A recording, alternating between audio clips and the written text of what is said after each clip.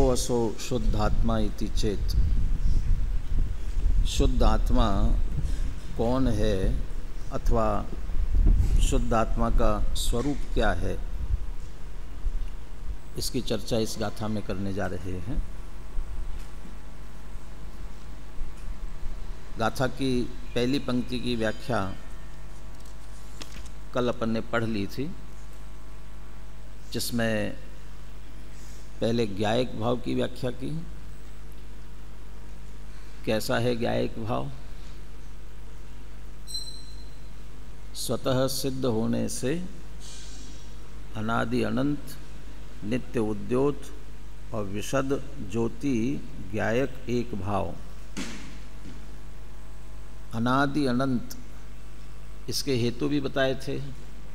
क्यों अनादि अनंत है, अनादि क्यों है और अनंत क्यों है। अनादि क्यों है? किसी से उत्पन्न नहीं हुआ इसलिए अनादि है। और अनंत क्यों है?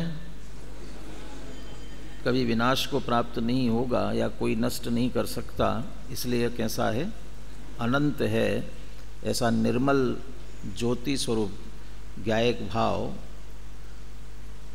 दो दृष्टियों से देखने की बात चल रही थी। दो दृष्टियों का प्रयोग कब करना? एक दृष्टि का प्रयोग करना संसार दशा में और एक दृष्टि का प्रयोग करना सिद्ध दशा में। ऐसा नहीं है। संसार अवस्था में ही दो दृष्टियों से देखना है। जब संसार अवस्था में दो दृष्टियों से देखेंगे तो कैसा दिखेगा, और उसी आधार से फिर प्रमत्त अप्रमत्त नहीं है, ये बात स्पष्ट कर रहे हैं। पहली दृष्टि कौन सी ली थी? पर्याय दृष्टि या पर्यायार्थिक ने यदि उसे पर्याय दृष्टि, और पर्याय दृष्टि में भी अपेक्षा लगाई। पर्याय भी बहुत अलग अलग तरह की हो सकती है। पर्यायार्थिक नए के भेद अलग अलग किए हुए ना, शुद्ध पर्यायार्थिक, अशुद्ध पर्यायार्थिक, उत्पाद वे सापेक्ष पर्यायार्थिक, ऐसे किए ना। इस तरह से कर्मोपाधि सापेक्ष, क्या द्रव्यार्थिक है ये पर्यायार्थिक। पर्यायार्थिक के भी भेद जिस तरह से किए, वो पर्याय की ओर से देखना है। लेकिन कौन सी पर्याय से? बोले अनादि बंध पर्याय से। अनादि काल से जो कर्मों से बंधा हुआ है, उस बंध पर्याय की अपेक्षा से जब देखते हैं तो कैसा है? दूध पानी की तरह कर्म पुद्गलों के साथ एक मेक हो रहा है। अब कहते हैं ये तो स्थिति है पर्याय दृष्टि से देखने पर, परंतु ये ऐसा देखने पर अपि लगाया, यहाँ अपि का अर्थ अपन परंतु करें, या ऐसा होने पर भी यद्यपि पर्याय दृष्टि से देखने पर कर्म पुद्गलों के साथ वह एक मेक हो रहा है, फिर भी उसी समय जब हम द्रव्य दृष्टि से देखते हैं, जिसे द्रव्य स्वभाव निरूपण या कहा, द्रव्य दृष्टि में द्रव्य स्वभाव को मुख्य करके देखते हैं, वो कैसा है कि द्रव्य दृष्टि से देखा जाए तो वह प्रमत्त अप्रमत्त नहीं है। सीधा यहाँ लिया, फिर प्रमत्त अप्रमत्त नहीं है, उसका विश्लेषण बाकी किया हुआ है। जो बाकी की चर्चा की गई है उसे हम पर्याय निरूपण की अपेक्षा कह सकते हैं। पर्याय की तरफ से देखते हैं। कौन सी बात? दुरंत कषाय चक्रोदय वैचित्र्य वशेन प्रवर्तमानानां पुण्य पाप निर्वर्तकानां उपात्त वैश्वरूपाणां शुभाशुभ भावानां स्वभावेन परिणमनात्। ये जो शुभाशुभ भावों रूप से परिणमित हो रहा है, ये किस कारण से? वो कषाय चक्र के उदय के कारण से। तो कषाय चक्र क्यों हो रहा है, कषाय क्यों हो रही है? वो पर्याय में हो रही है और अनादि बंध के कारण से हो रही है। कर्म बंधन सहित है, इस कारण से हो रही है। तो पर्याय की दृष्टि से देखेंगे, बंध के साथ में है, कर्म बंधन सहित है, वो कर्म बंधन का उदय आता है, कषाय चक्र का उदय, उस उदय के अनुसार शुभाशुभ भाव होते हैं और शुभाशुभ भावों से परिणमित होता है तो प्रमत्त अप्रमत्त भी होता है, हो रहा है। ऐसा होते हुए भी अपि कह रहे हैं, अपि द्रव्य स्वभाव से देखा जाए, द्रव्य दृष्टि से देखा जाए तो वह शुभाशुभ भाव रूप से नहीं परिणम रहा। तो कैसा है? जैसा है वैसा है, त्रिकाल एक रूप रहने वाला है और त्रिकाल एक रूप रहने वाला होने से शुभाशुभ भाव रूप से नहीं परिणमता, और शुभाशुभ भाव से नहीं परिणमता, तो इसी कारण से प्रमत्त अप्रमत्त वह नहीं है। दुरंत कषाय चक्र का उदय, उसकी विचित्रता, ये सब चर्चा अपन ने कल कर ली थी।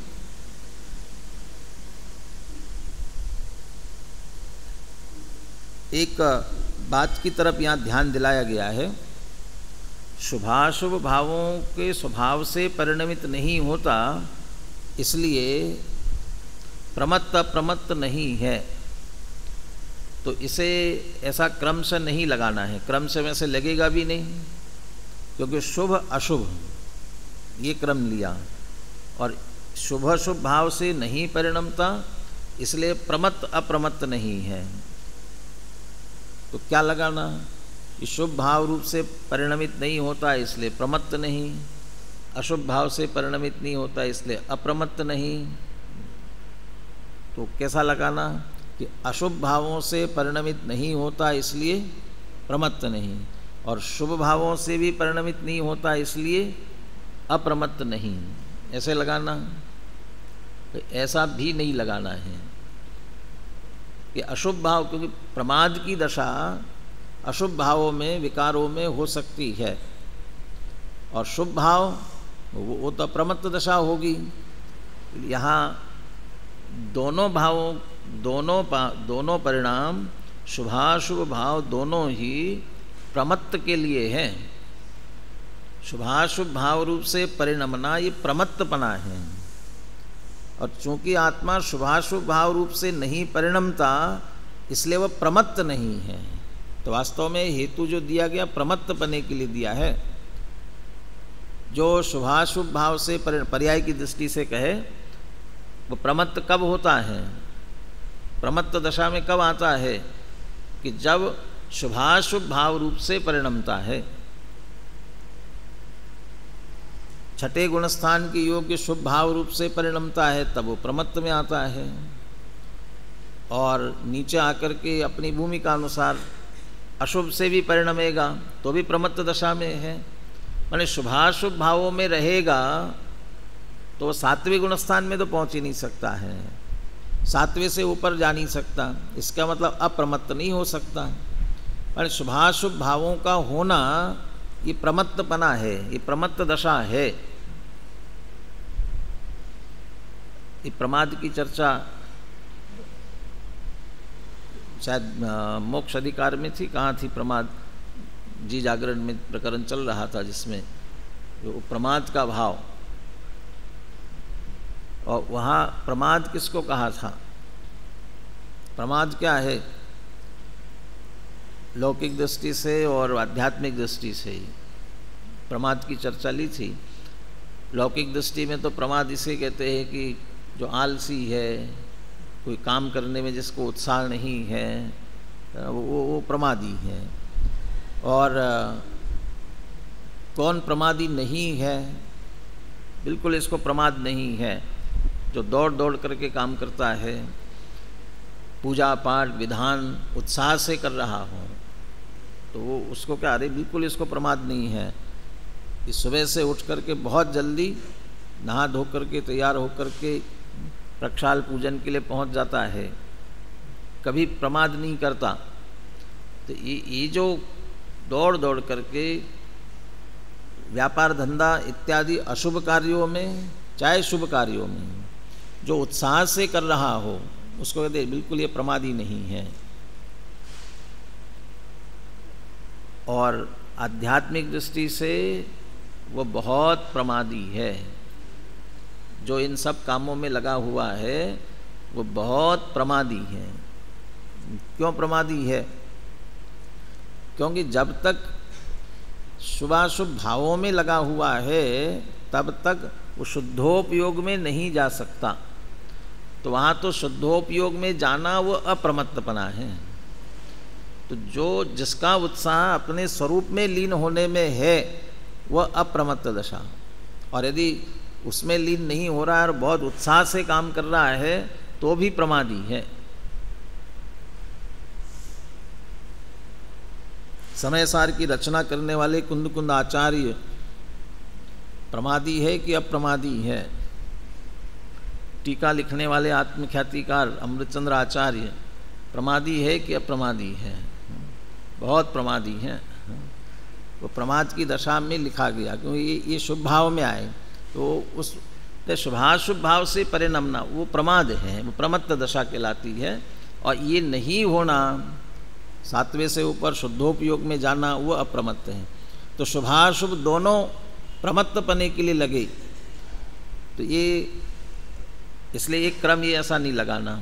ऐसा लगता है अशुभ में आया तो प्रमाद की दशा है, और प्रमाद छोड़ करके फिर शुभ में चला गया, अप्रमत्त हो गया, ऐसा नहीं है। हिंसा में थोड़ी ये बात ली जाती है चरणानुयोग की दृष्टि से। कोई मैंने पुरुषार्थ सिद्धि उपाय में लिया इस बात को, प्रमादी को निरंतर बंद हो रहा है। प्रमादी को आप रास्ते से जा रहे हैं, असावधानी, वहाँ प्रमाद का मतलब असावधानी, सावधान नहीं है, ऊपर देख करके जा रहे हैं। एक भी जीव आपके पैरों के नीचे आकर के नहीं मरा, घात नहीं हुआ एक भी जीव का, तो आपको हिंसा का दोष लगेगा कि नहीं लगेगा? लगेगा दोष। क्यों? क्योंकि आप प्रमाद के साथ चल रहे हैं। वो प्रमाद है, सावधानी नहीं होना, तो उस अर्थ में प्रमाद लिया। तो वो जो प्रमाद के साथ होगा उसे बंद निश्चित रूप से होगा। म्रियताम जीवो मावा धावत अग्रे ध्रुवम हिंसा, उसके ऊपर की पंक्ति क्या है? वित्थान अवस्थायाम, ऐसा माने जो वो प्रमाद कहा उसे, सावधानी से नहीं चलना उसका नाम प्रमाद है। और जो बराबर देख करके चल रहे हैं वो उसको अप्रमत्त कहा। सावधानी से चल रहे हैं वो उसको अप्रमत्त कहा। तो वहाँ की विवक्षा अलग है। यहाँ प्रमत्त अप्रमत्त है। शुभाशुभ भाव से परिणमना वो प्रमत्त, और शुभाशुभ भाव से नहीं परिणमना, शुद्धोपयोग में लीन होना, उसका नाम है अप्रमत्त। और वह भी गुणस्थान की अपेक्षा से ही लगाना। चौथे पांचवें छठे वाले तो शुद्धोपयोग में होते ही नहीं, छठा गुणस्थान शुद्धोपयोग का है ही नहीं। चौथे पांचवें गुणस्थानवर्ती भी अपनी भूमिका के अनुसार क्षण मात्र ही सही यदि स्वरूप में लीन है उसका नाम अप्रमत्त नहीं कहलाएगा। वो शुभाशुभ भाव रूप से नहीं परिणमते हुए क्षण मात्र के लिए सही यदि शुद्धोपयोग में लीन है तो अप्रमत्त नहीं कहलाएंगे। इसलिए सातवें से ऊपर वाले ही अप्रमत्त कहलाएंगे। यहाँ इसलिए चर्चा इतनी कर रहे हैं कि शुभाशुभ भावों से नहीं परिणमता, इसलिए वास्तव में प्रमत्त नहीं है। तो फिर अप्रमत्त नहीं है, इसके लिए भी तो यही हेतु दिया गया। तो इसी हेतु से अप्रमत्त नहीं, ये कैसे अर्थ निकालेंगे? तो इसके लिए वही उदाहरण उचित रहता है या स्पष्ट होता है इस बात से। किसी व्यक्ति से पूछा जाए कि जेल से कब छूट कर आए, कब छूट कर के आए। मैं विकास से पूछूं, पहले सीधे बैठो और उससे पूछूं कि जेल से कब छूट कर आए, तो विकास क्या कहेगा? क्यों, कब आए छूट के? हाँ, नहीं गए थे? अच्छा अच्छा, अभी तो उम्र भी नहीं होगी शायद जेल जाने की। जेल नहीं तो बाल उपचार गृह कुछ होता है ना, बाल सुधार गृह, उसमें चले जाते हैं। लेकिन गया हो तो छूट कर आने की बात है ना। यदि गया ही नहीं हो तो छूट कर आने की बात कहाँ से है? जो शुभाशुभ भाव रूप से नहीं परिणमा, इस कारण से प्रमत्त नहीं है। तो जो प्रमत्त नहीं हुआ तो प्रमत्त के अभाव वाला अप्रमत्त कैसे होगा? भाई इसमें से ही निकाला। जो प्रमत्त नहीं होता है तो उसके अभाव रूप अप्रमत्त दशा उसके कैसे होगी? तो इसी में से निकालना है। तो प्रमत्त नहीं है इसलिए अप्रमत्त नहीं है।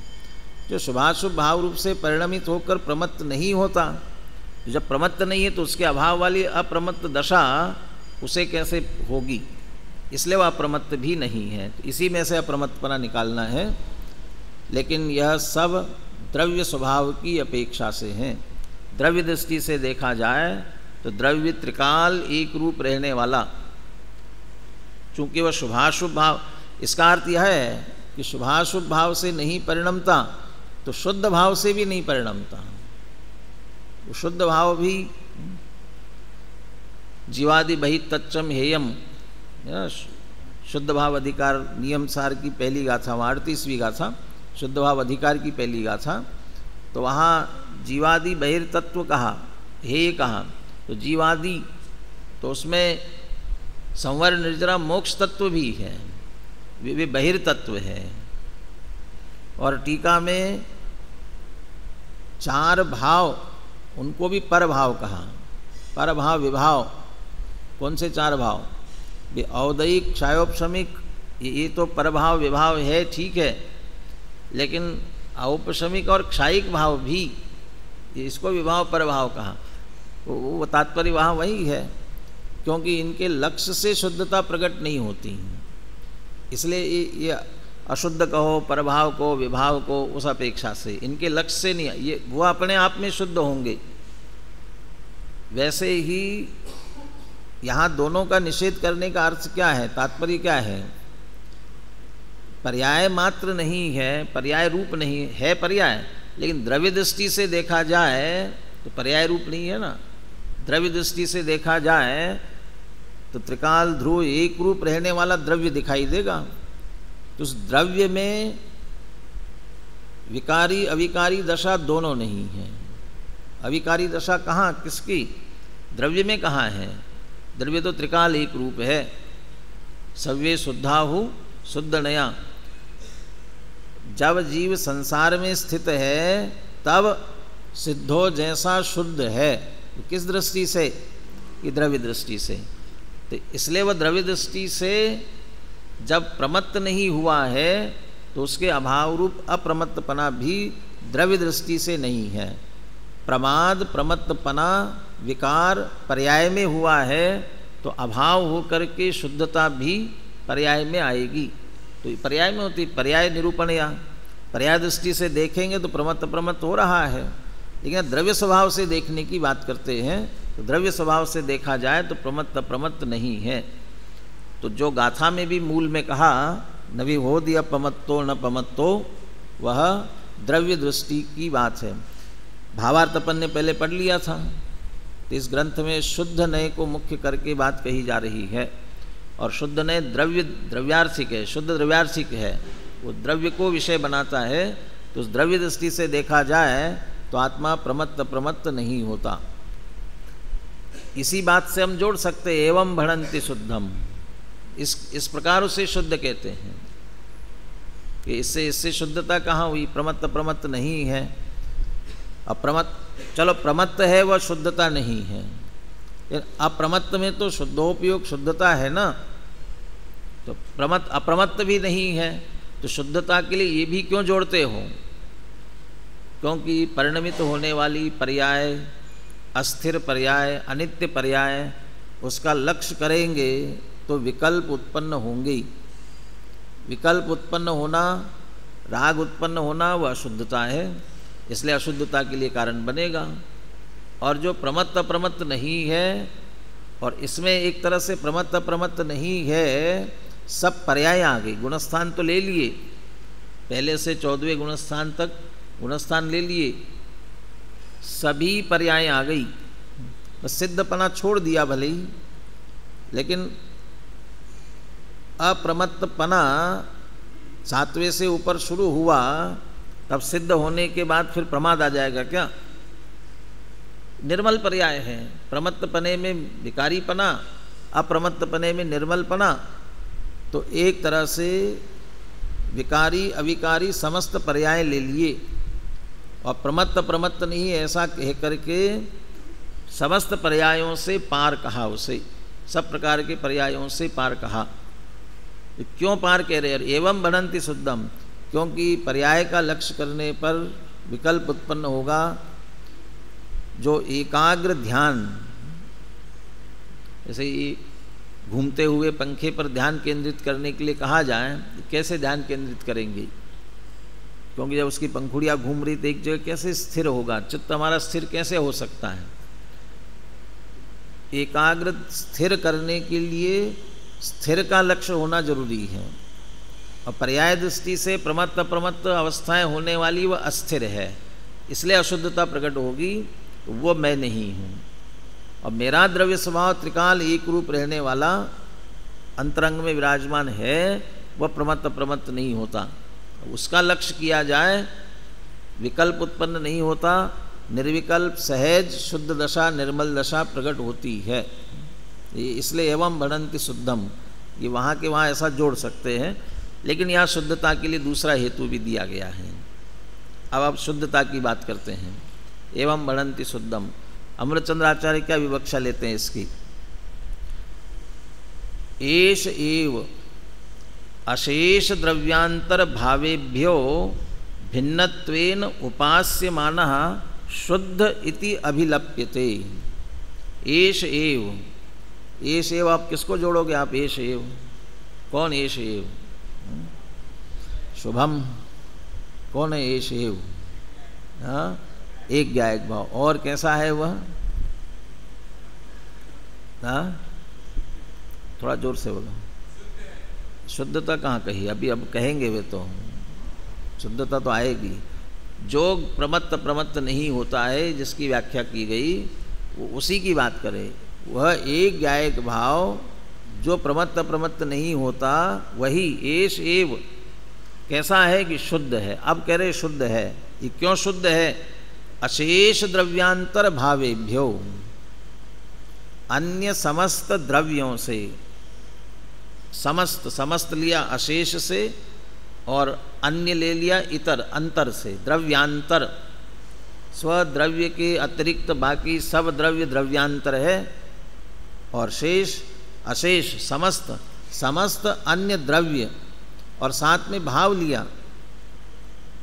प्रत्यगात्मा की बात आई थी ना, पर द्रव्य पर भाव और उनके निमित्त से होने वाले विकारी भाव, तो ये सब तो द्रव्यांतर भाव, उसमें सभी लेना, पर द्रव्य पर भाव और विकारी भाव, उन सब से भिन्नत्वेन, भिन्नता से उपास्यमानः, उपासित होता हुआ शुद्ध इति अभिलप्यते, वह शुद्ध कहलाता है। भावार्थ की पहली पंक्ति थी, अशुद्धता परद्रव्य के संयोग से आती है, तो परद्रव्य के संयोग से अशुद्धता होगी, लेकिन मूल द्रव्य कभी अशुद्ध नहीं होता। तो वह अन्य द्रव्यों से भिन्न है, ये उसकी शुद्धता, वो शुद्ध है। परद्रव्य ने उसे स्पर्श नहीं किया। कादे में हेम अमल है, यदि कीचड़ में भी सोना पड़ा हुआ हो तो कैसा है? वो निर्मल है। क्यों? क्योंकि उस पर जंग नहीं लगती। लेकिन जो सोना आभूषण बनाने के लिए जिसमें खोट मिलाई गई हो, वो अलग अलग होते हैं ना, कैरेट में 22 कैरेट और कितने 20 कैरेट 18 कैरेट। अब वो 18 कैरेट है, 24 कैरेट का 100% शुद्ध है, 100 टन शुद्ध, लेकिन 18 किया तो उसमें कितना मिल गया? 24 के अपेक्षा से तो 6 टन वो तो मिल गया ना उसमें, वो अशुद्धता है। अब वो जो सोना है वो अशुद्ध हो गया ना, 24 कैरेट का तो अशुद्ध नहीं हुआ, लेकिन 22 का 20 का 18 का ये तो अशुद्ध हो गया। वो कितना भी मिलाते जाओ, लेकिन सोना तो सोना है, वह अशुद्ध नहीं हुआ। सोना तो शुद्ध ही रहने वाला, क्यों, कितना भी मिलाने के बाद भी आप इसको 18 कैरेट कह रहे हो ना, तो वो क्या है, ये सोना है। इसका मतलब उसमें वो सोना अन्य द्रव्य रूप नहीं हुआ है, तभी वो उसका अपना अस्तित्व बता रहा है कि इतना है इसमें। तो अन्य द्रव्यों से भिन्नता ये उसकी शुद्धता।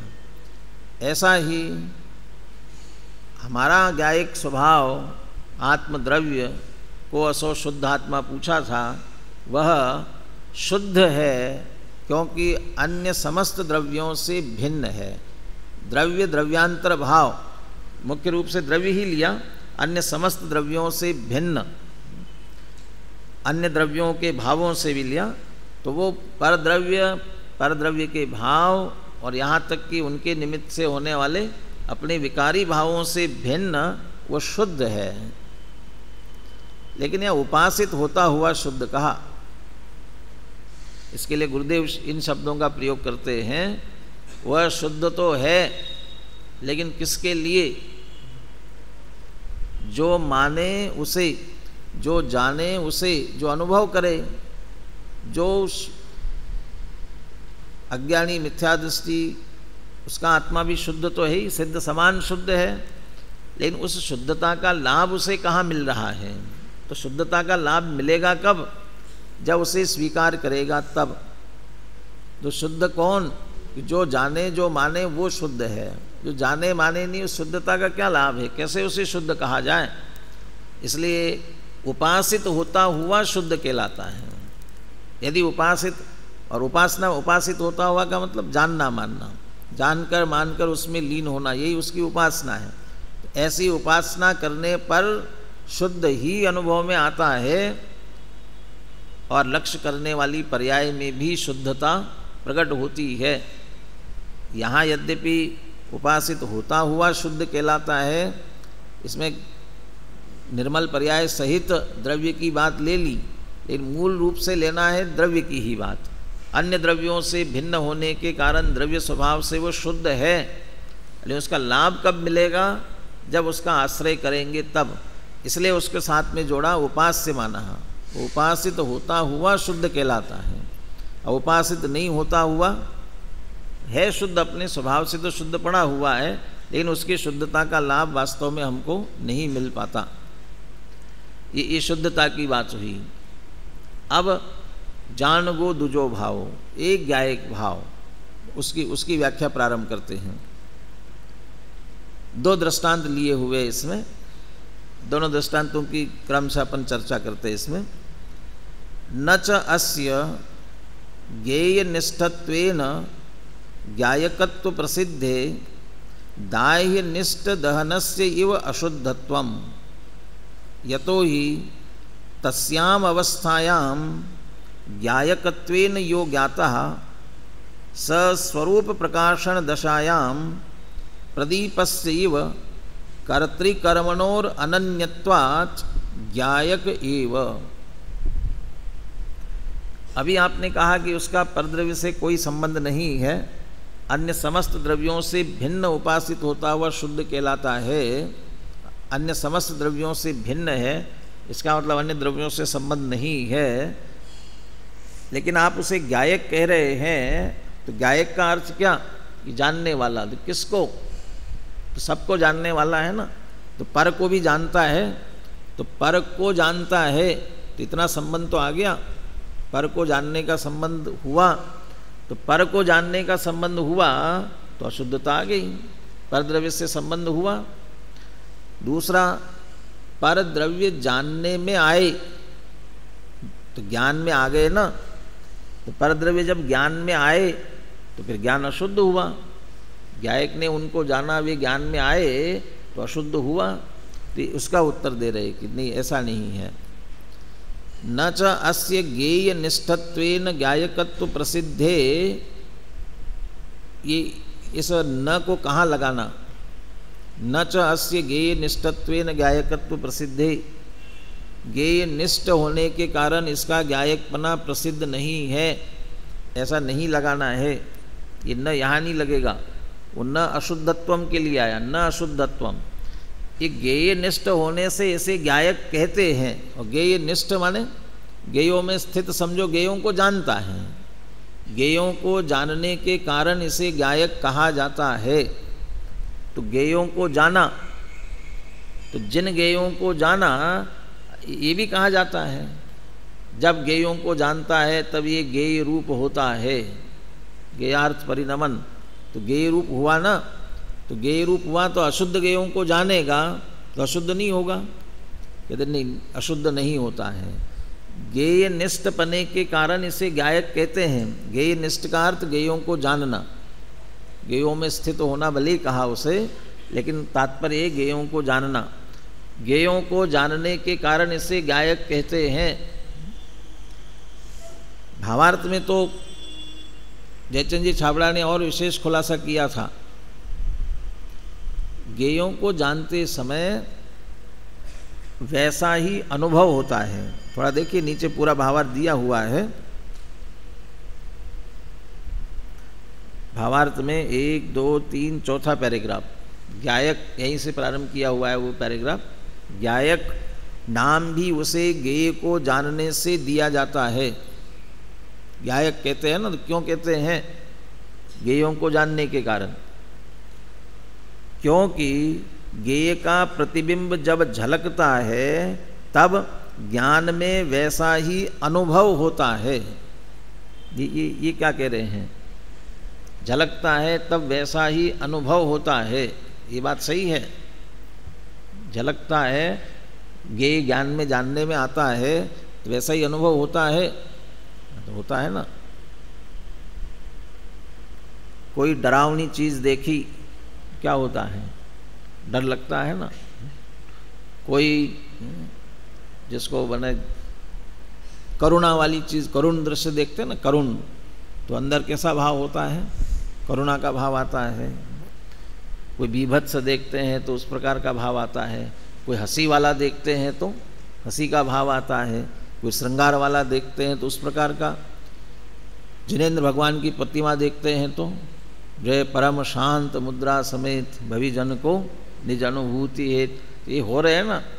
तो जैसा देखते वैसा अनुभव होता है ना, जैसा देख रहे वैसा अनुभव। तो ये अनुभव वैसा देखने से वास्तव में मोह जुड़ रहा है, इसलिए हो रहा है। राग जुड़ रहा है उसके साथ में, वो इसलिए हो रहा है। यदि जैसा देखता है वैसा ही अनुभव होता है तो फिर दिट्ठी जहे वनानम का क्या होगा? सर्वशुद्ध ज्ञान अधिकार की गाथाएं। दिट्ठी जहे वनानम, क्या भाव था वहाँ? तहेव माने ज्ञान जो है अकारक अवेदक है, उसके लिए दी वो गाथा, आग दृष्टि की तरह। तो यदि वो हम देख रहे हैं वैसे ही होगा तो फिर अग्नि को देखने से आँख को क्या होना चाहिए? जलना चाहिए।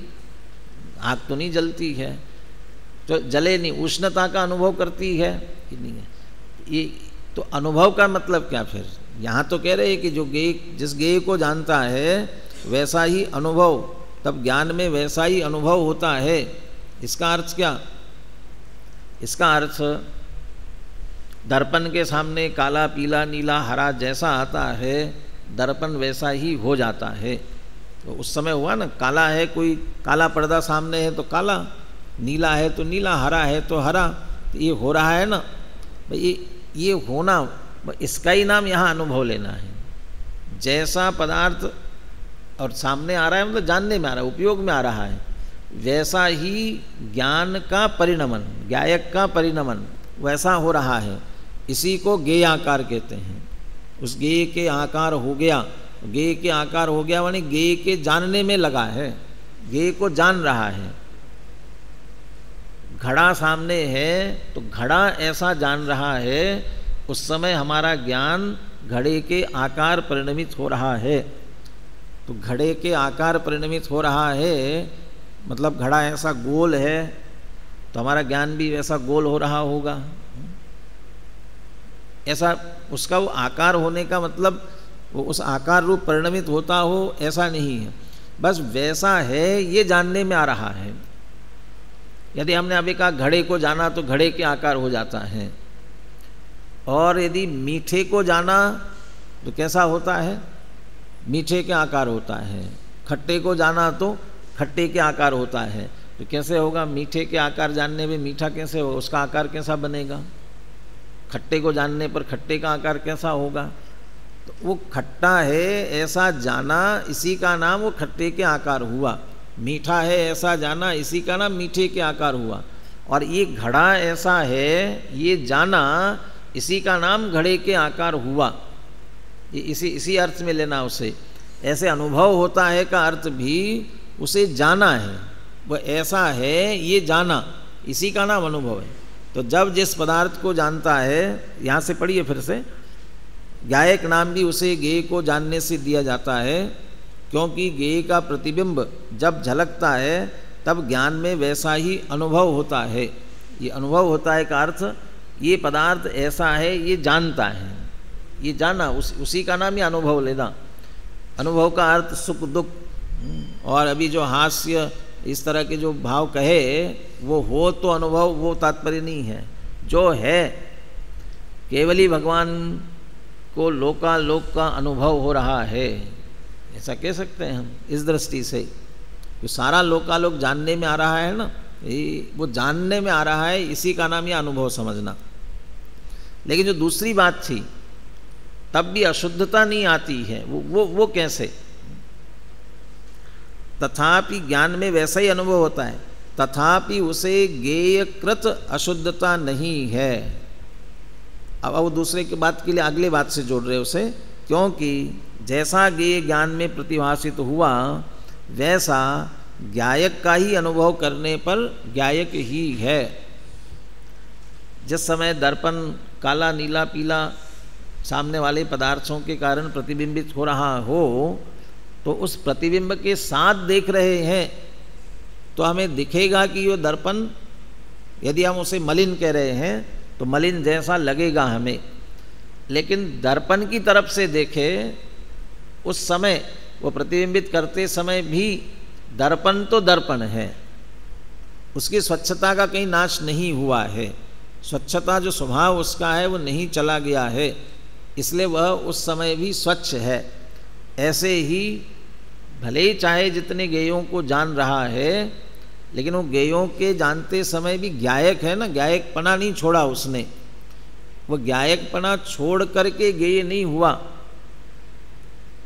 भले ही घट को जानने वाले ज्ञान को भी घट कहते हैं, और उसको घट रूप हो गया, घटाकार हो गया, इन सब शब्दों से उसे कहा जाता है। उन सब का अर्थ है वह घट को जैसा घट है वैसा जान रहा है, इसके अलावा और कुछ नहीं हुआ। यदि वह जान रहा है, ये उसका जो ज्ञान का कार्य है, उसे ज्ञान की तरफ से देखेंगे तो ज्ञान है, कहाँ घट रूप हुआ है भाई। इसी कारण से वो ज्ञेयों को जानते हुए भी वो ज्ञेयों की अशुद्धता उसमें रंच मात्र भी नहीं आती। दृष्टांत दिया इसमें, दाह्य निष्ठ दहनस्य इव।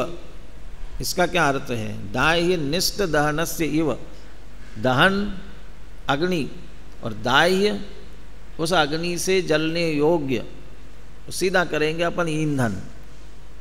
अग्नि चाहे जिस ईंधन को जलावे, अग्नि अशुद्ध होती है क्या? अरे अग्नि तो और सबको शुद्ध करने वाली है।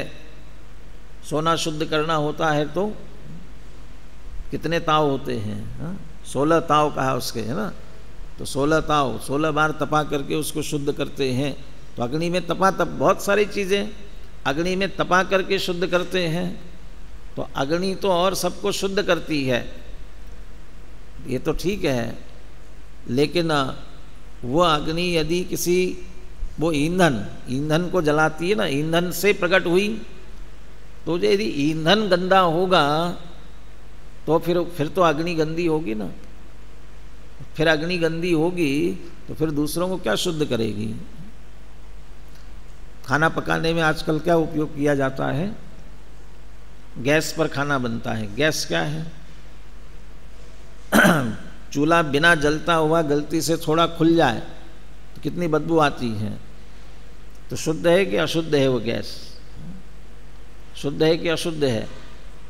चलो ये तो कहेंगे वो नेचुरल गैस, जो जैसे तेल कुओं से निकलता ना, ऐसे गैस भी निकलती है, तो वो गैस है, नेचुरल है। लेकिन बहुत जगह गोबर गैस प्लांट लगते हैं ना बहुत से गाँवों में, तो गोबर गैस वो तो अशुद्ध होगी ना, तो वो उससे बना हुआ खाना खाने लायक है। कंडे की बाटी, कंडे पर सिकी हुई बाटी, वो तो नहीं खाना चाहिए। वो कंडे बहुत हिंसक होते हैं, इस वजह से नहीं खाना चाहिए, अलग बात है। लेकिन उससे सिकी हुई बाटी गोबर हो जाती होगी ना, क्यों? क्योंकि ईंधन किसका है? गोबर का है, तो गोबर हो जाती है क्या? क्यों नहीं होती है? गोबर जल रहा है, लेकिन जलने वाली अग्नि अब गोबर नहीं रही, अब वो अग्नि हो गई। तो वो गोबर की जो अशुद्धता है वह अग्नि में नहीं आती।